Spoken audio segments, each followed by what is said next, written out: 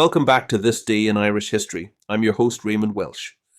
Before we dive into today's story, if you'd like to explore other significant events that happened on this day in Irish history, visit thisdayirishhistory.com. The link is in the episode description. Now, let's journey back May 17th, 1917, when British authorities arrested several Sinn Féin leaders in what became infamously known as the German Plot.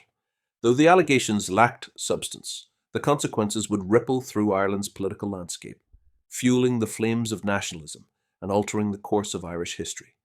To understand the context of the so-called German Plot, we must look at the turbulent years leading up to 1917.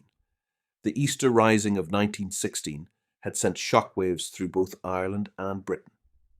Though the rebellion was initially met with public ambivalence or even hostility, the British government's heavy-handed response, executing its leaders and imposing martial law, sparked a dramatic shift in Irish sentiment.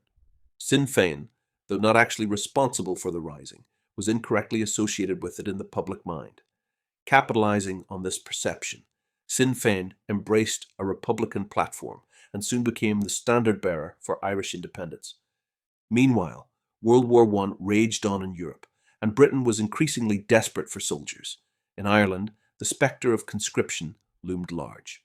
Though it hadn't yet been enforced, rumours and fears about compulsory enlistment were widespread.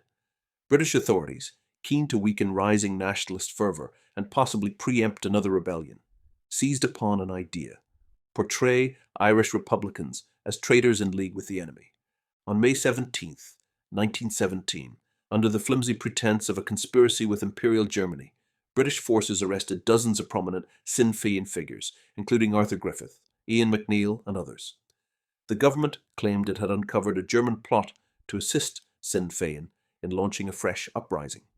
Yet no credible evidence was ever presented.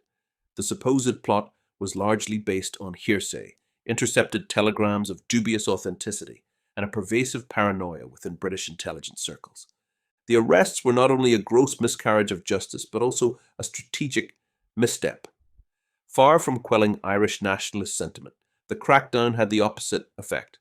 The Irish public, already sceptical of British intentions, saw the arrests as a blatant attempt to suppress legitimate political dissent.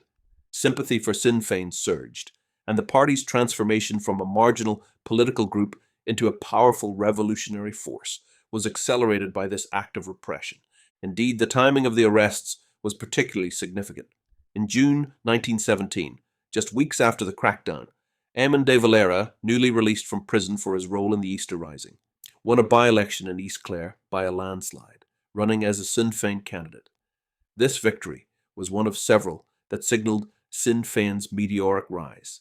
By the end of 1918, the party would sweep the general election, winning 73 out of 105 Irish seats and establishing the revolutionary First Dáil in 1919. Historians now widely agree that the German plot was more of a pretext than a genuine security concern. It allowed the British government to detain nationalist leaders without trial under the Defence of the Realm Act. But in trying to suppress a potential threat, the authorities helped give birth to a far greater one. The arrests effectively turned Sinn Féin from a political curiosity into the dominant voice of Irish resistance. In the end, the German plot was a phantom menace. No arms shipments, no correspondence, no credible plans linking Sinn Féin to Berlin ever surfaced. Yet its legacy is very real. It helped solidify the alignment between Irish nationalism and Sinn Féin, and set the stage for the War of Independence just 2 years later. Thank you for joining me on this journey through Ireland's rich past. Please like and subscribe, and until next time, I'm Raymond Welsh. Slán go Foil.